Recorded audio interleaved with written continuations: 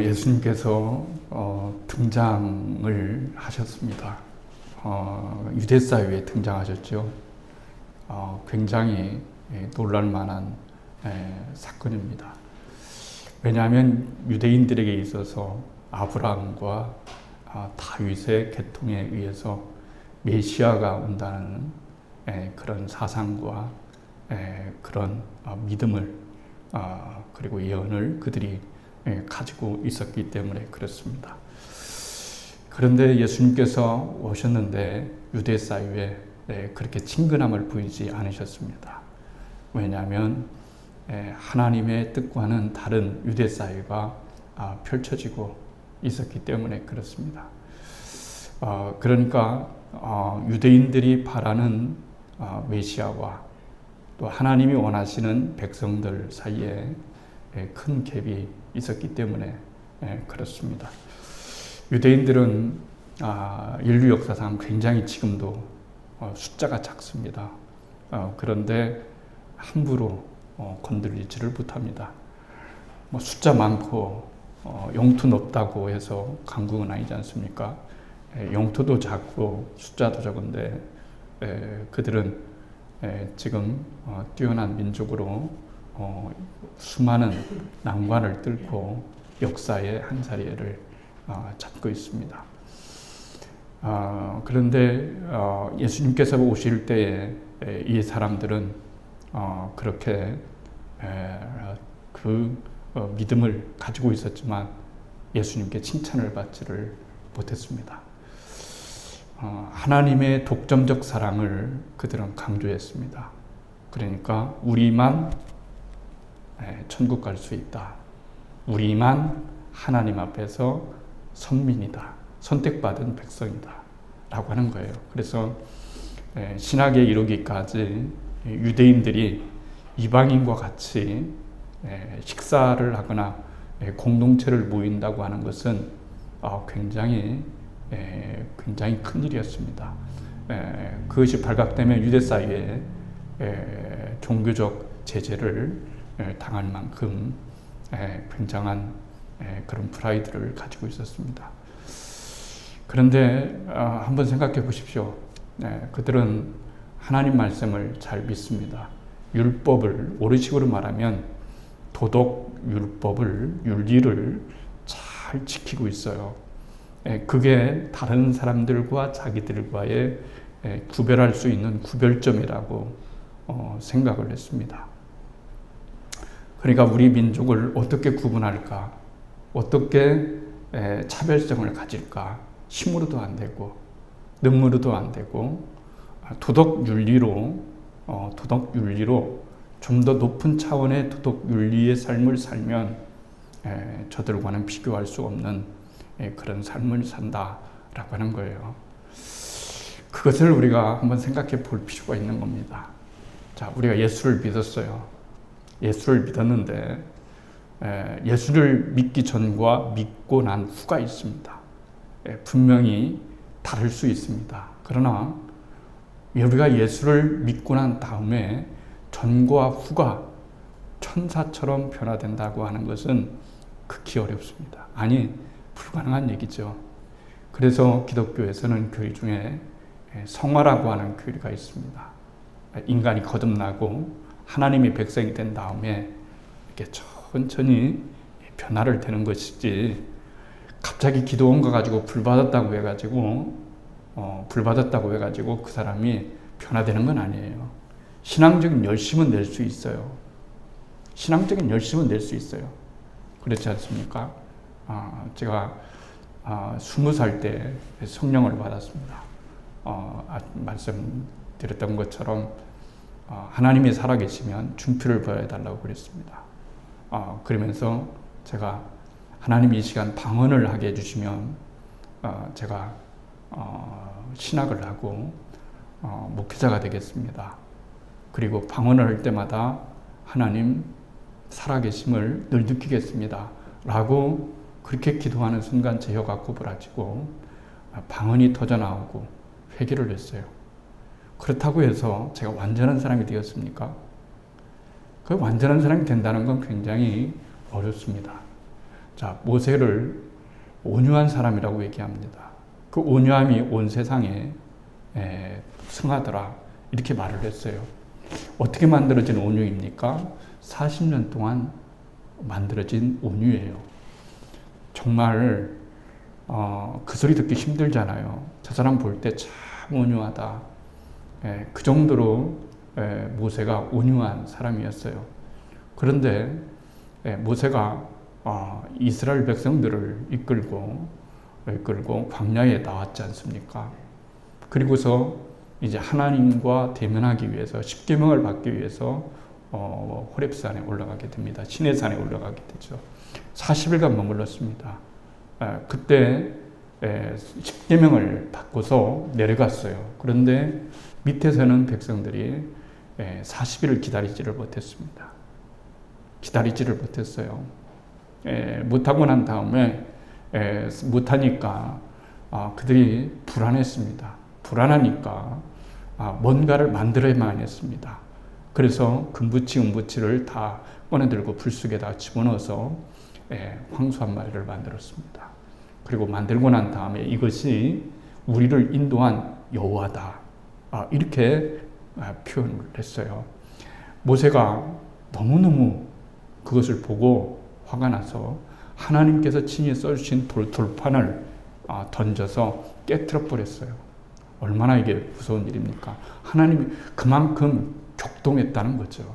그만큼 화가 났다는 거죠. 그뿐입니까? 그날에 3,000명을 죽였어요. 한 명도 아니고 3,000명을 거기에 깊이 가담한 사람들 3,000명을 죽였어요. 그러고 나니까 모세의 마음이 너무 많이 아픈 거예요. 한 명도 죽이는 것이 쉬운데 화가 났다고 3,000명을 죽이니까 하나님 앞에 나가서 정말 이 백성을 또 살려달라고 간구를 했어요. 왜 그럴까요?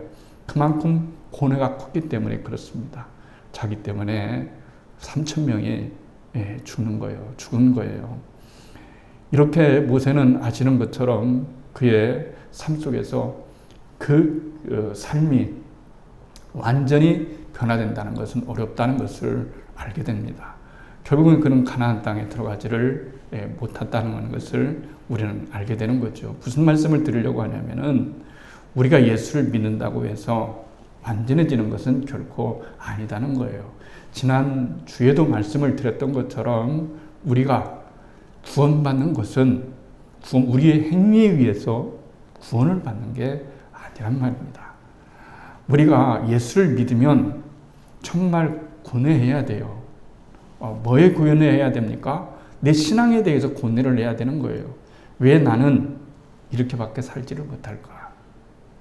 왜 나는 하나님의 말씀에 따라서 이렇게 살지를 못할까? 라고 하는 그런 고민이 있고 고뇌가 정말로 있을 때에 애통하는 자가 되는 거예요. 그런 거예요. 그러니까 예수를 믿고 난 다음에 완전하기 때문에 룰루랄라 그저 그냥 내 마음대로 살아가는 게 아니라 내가 예수를 믿었는데도 여전히 예수 믿지 못한 자답게 예수 믿는 자답게 살아가지 못하는 내 자신을 바라보면서 한탄이 나와야 되는 거죠. 왜 나는 이럴까? 이건 지극히 정상스러운 기독교인들의 삶이다라고 이런 말을 할 수가 있습니다. 이스라엘 백성들의 역사는 아까 말씀드린 것처럼 참 파란만장한 역사였어요. 모세가 젖과 꿀이 흐르는 땅으로 인도를 했죠. 그리고서 가나안 땅에 들어갔습니다. 가나안 땅에서 그들은 신정 국가를 세웠습니다. 그러나 정치적으로 또 종교적으로 신앙적으로 결국 실패를 했어요. 그렇지만 그들의 전통은 이어왔습니다. 그런데 그들이 605년에 그러니까 기원전 605년에 바벨론에 의해서 1차로 끌려가게 됩니다. 그때 다니엘과 세 친구들이 이제 그때 끌려가게 되는데요. 605년에 끌려가게 되어지고 또 시간이 지나서 586년에는 아시는 것처럼 완전히 이스라엘이 멸망하게 되는 거예요. 그래서 70년 동안 포로 생활을 하게 되는 거죠. 그리고 난 다음에 538년에 페르시아의 고레스 왕이 놀라운 발표를 하는 거예요. 모든 민족은 각자 돌아가라. 특히 이스라엘 사람들은 자기의 나라로 돌아가서 자기의 나라를 세워라. 다시 재건하라라고 하는 이런 놀라운 말을 듣게 됩니다. 그래서 그들이 돌아와요. 돌아와서 느헤미야와 에스라 이런 사람들, 스룹바벨 이런 사람들을 통해서 폐허된 나라를, 폐허된 성벽을, 폐허된 성전을 건축하게 되는 거예요. 그렇지만은 부침이 너무 많았어요. 절망이 됐습니다. 아무리 신앙적 노력을 해도, 아무리 신앙적인 그런 삶을 추구한다 하더라도 그들은 인간이기에 미래가 불투명하고 현실이 너무 어려우니까 실망과 고단한 삶을 살 수밖에 없었어요. 우리도 마찬가지 아닙니까? 신앙생활 하다가 이런 반복되는 신앙생활, 나아지지 않는 나의 삶, 이런 것을 볼 때 회의를 느끼게 되는 거예요. 내가 정말 어느 때까지 기도를 해야 될지, 나의 기도가 어느 때까지 있어야 될지, 그리고 나의 기도가 얼마나 더 지속돼야 될지, 나의 반복되는 이 신앙생활에 이제 하나님이 무엇인가 은혜를 베풀어 줬으면 참 좋겠다는 생각이 드는데 여전히 현실은 꿈쩍하지 않고 어려운 삶을 경험하게 되는 거예요. 그때 하나님께서 예언자를 보내는 거예요. 예언자를 보내서 말씀하시는 거죠. 그래서 이사야가 43장을 통해서 이스라엘 백성에게 희망의 싹을 틔우는 거예요. 희망의 싹. 희망이 다 없어졌는데 희망의 싹을 틔우는 거예요. 뭐라고 희망을 쌓으려면 이렇게 말합니다. 그러나 이제 야곱아, 그랬어요. 그러나 너희들이 힘들고 너희들이 어렵다 할지라도, 그러나 이제 야곱아, 이스라엘 말하는 거죠. 너를 창조하신 주님께서 말씀하신다. 이스라엘아, 너를 지으신 주님께서 말씀하신다 그랬어요.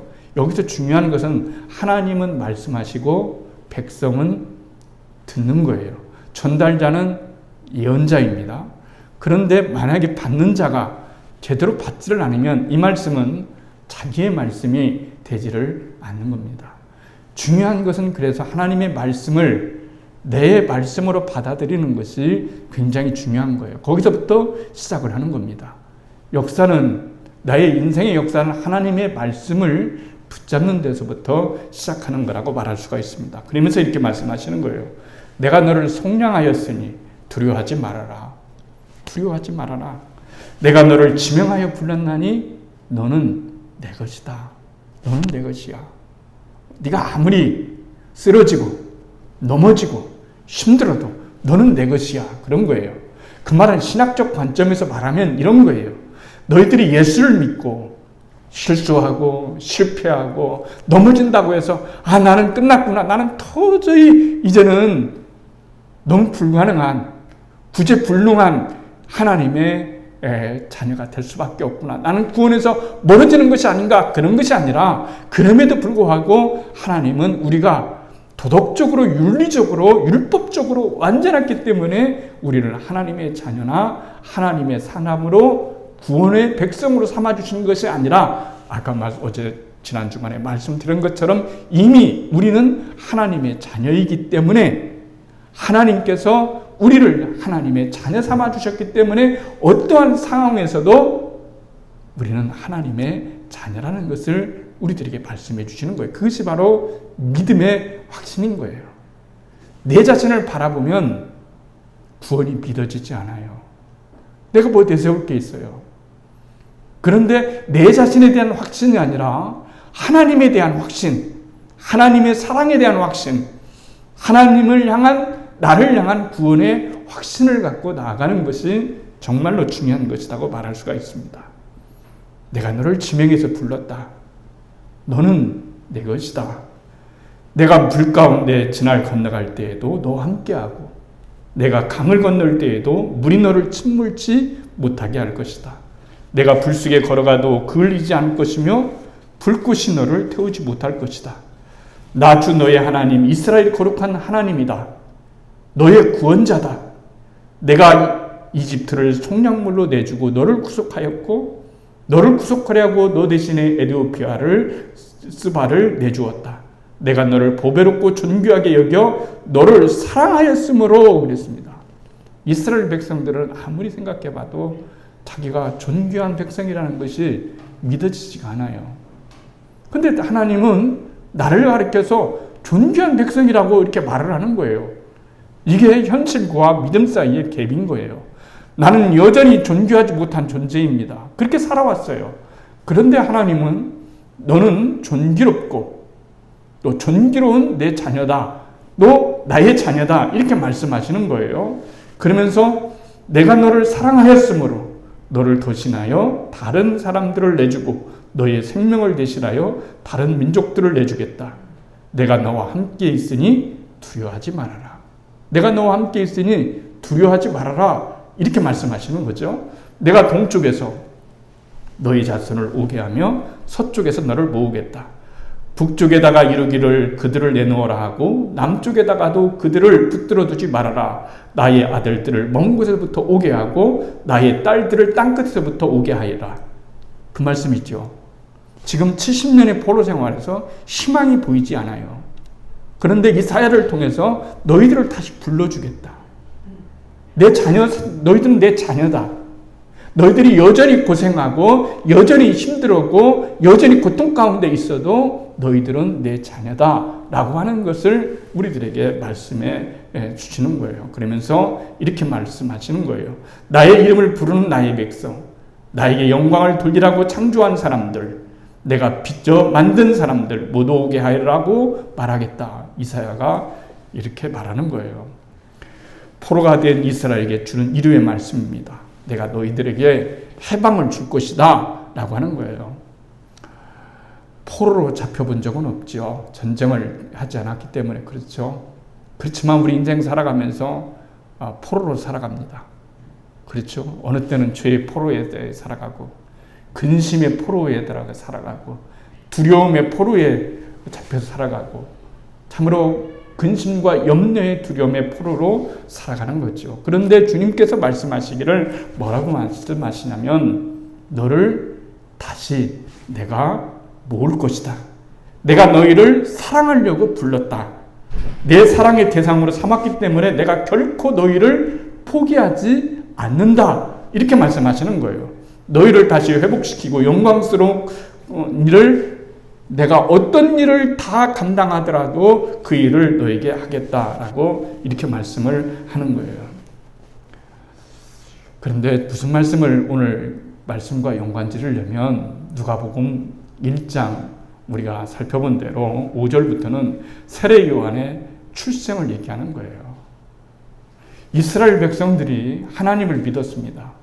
그리고 예언자가 나타나서 이루를 주었습니다.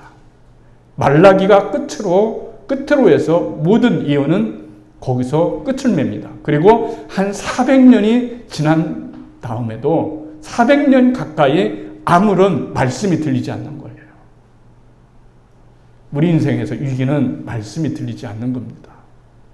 하나님의 말씀이 들려야 되는데 들리지 않아요.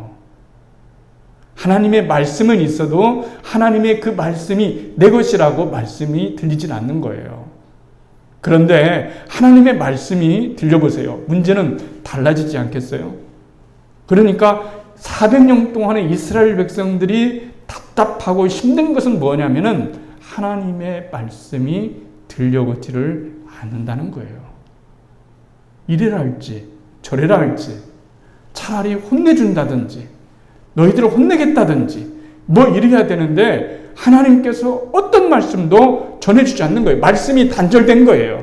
아까 말씀드린 것처럼 그런 희망의 말씀이 있고 그들이 포로에서 해방이 되어지고 이스라엘이 나름대로 제사 제도를 유지되어 오고 종교를 계속해서 신앙을 유지해도 오지만은 그들에게는 희망이 별로 없어요. 왜냐하면 아까 말씀드린 대로 달라지지 않는 우리의 현실을 바라보면서 그들은 신앙을 가지고 있지만 낙심하는 거예요. 그래서 제사 제도가 별로 그들에게 큰 영향력을 못 미치는 거예요. 오늘 현대인도 그러지 않겠어요? 우리도 살아가면서 그것을 우리가 못 미치는 경우가 참 많습니다. 예배의 의미, 기도의 의미, 신앙의 의미, 봉사의 의미, 하나님과 함께하는 그 의미를 찾지 못할 때 우리는 절망할 수밖에 없고 힘들어할 수밖에 없다라고 하는 것을 우리들에게 말씀해 주시고 있어요.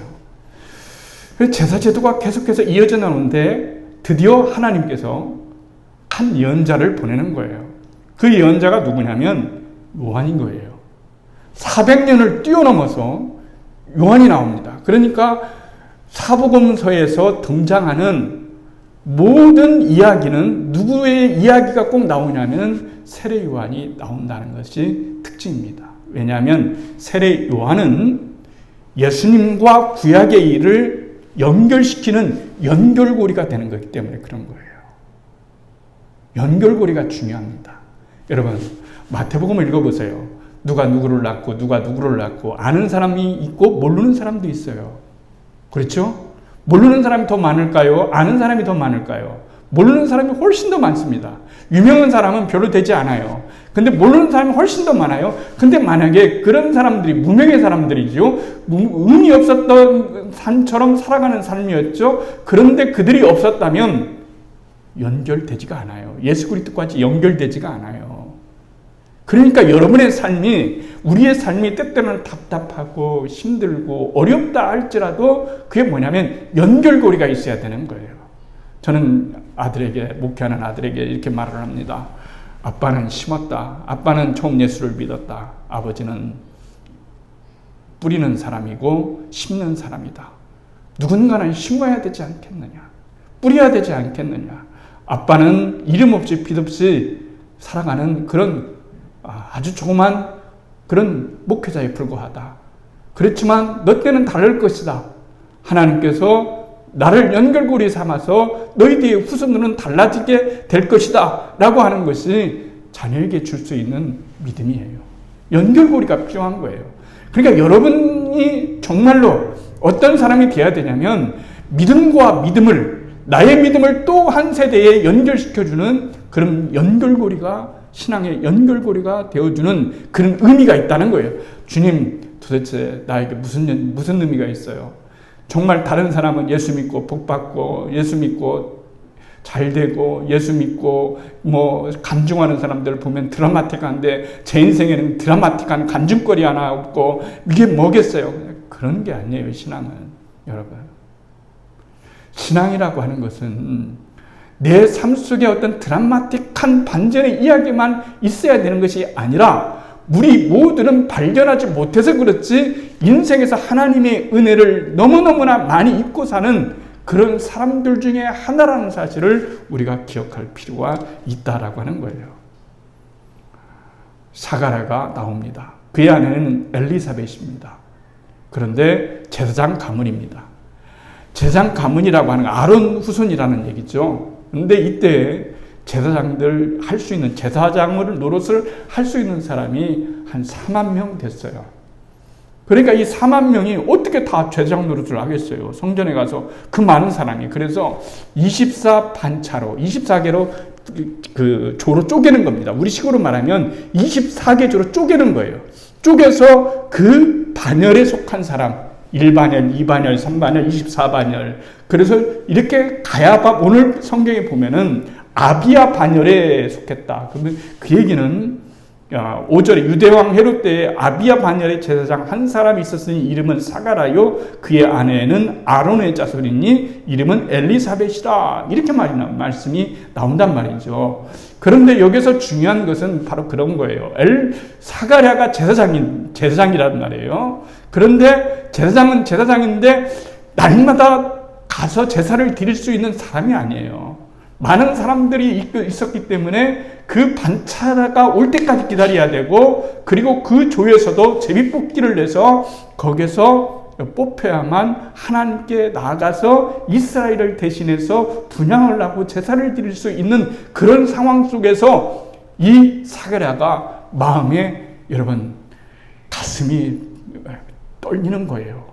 정말 내 인생에 단 한 번 제사장 역할을 할 수 있는 이 단 한 번 기회가 왔다는 거예요. 이 단 한 번의 기회에 사람들이 얼마나 목말라 하는지 알 수가 없다는 얘기예요.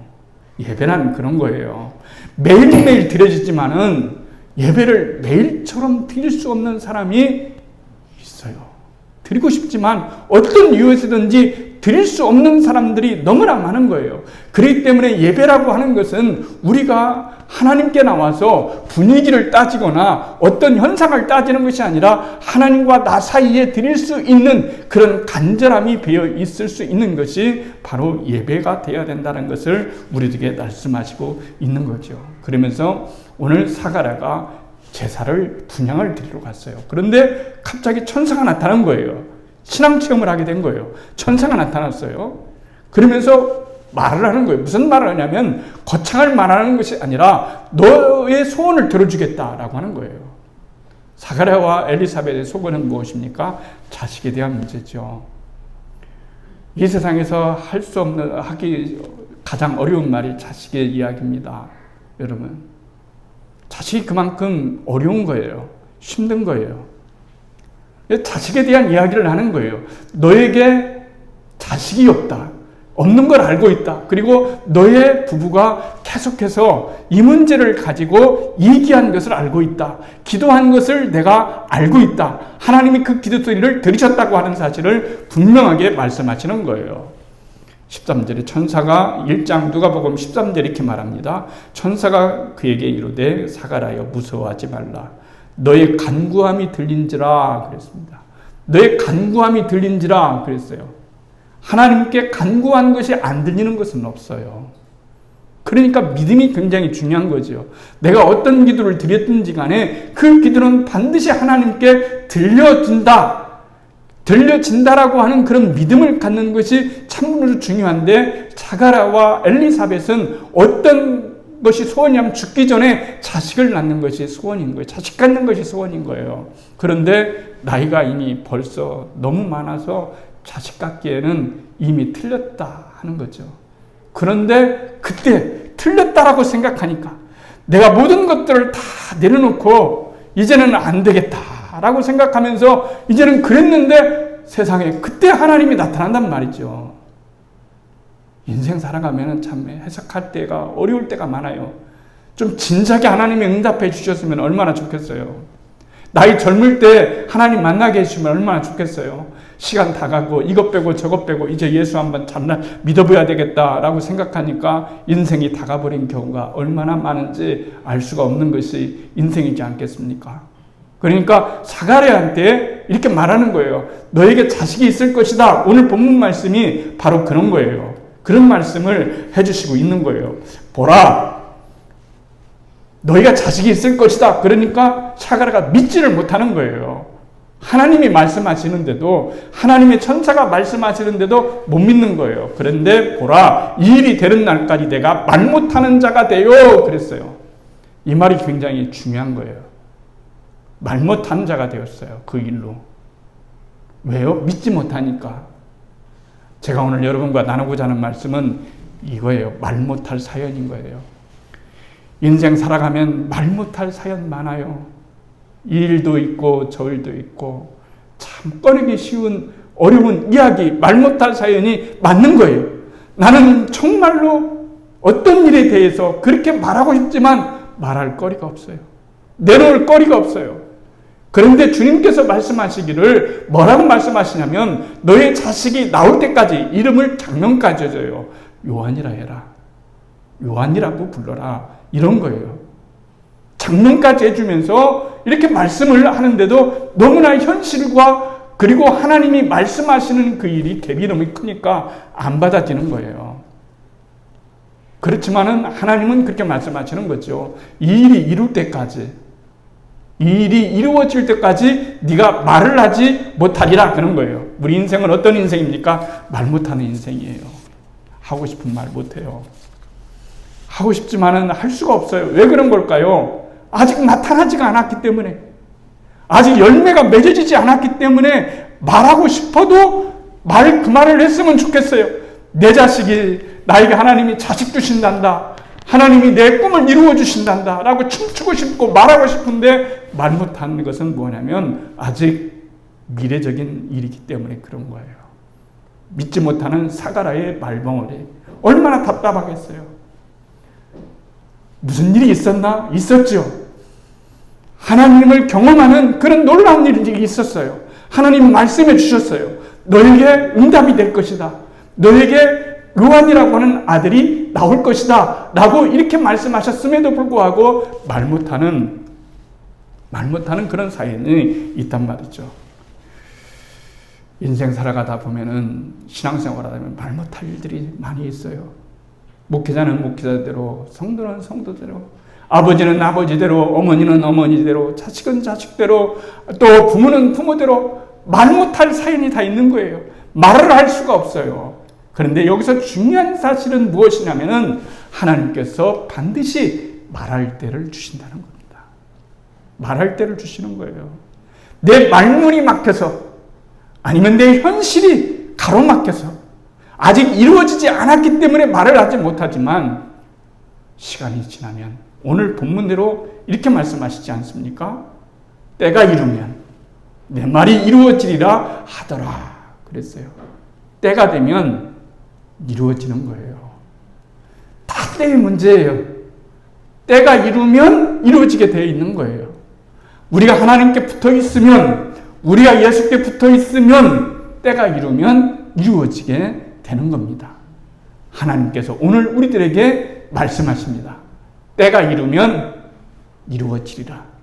말 못하는 너의 상어리 말버무리처럼 살아가야 되는 그런 가슴을 안고 살아가지만 때가 되면 너의 입술이 말문이 트여서 말을 할 수가 있을 것이다 라고 하는 이 영적인 은혜의 위로가 한 주간 동안 살아가면서, 그래, 내가 지금 말 못할 사연 많지만 때가 되면 내 말문을 터뜨려서 이것도 얘기하고 저것도 얘기하고 저것도 얘기할 수 있는 그런 날이 올 거라고 하는 그런 사실을 믿게 된다면, 그 일을 통해서 다른 사람에게 은혜를 입힐 수 있다면 모든 것이 합력하여 선을 이루시는 하나님의 은혜와 은총이 우리들 가운데 있기를 주님의 이름으로 축원을 드리겠습니다.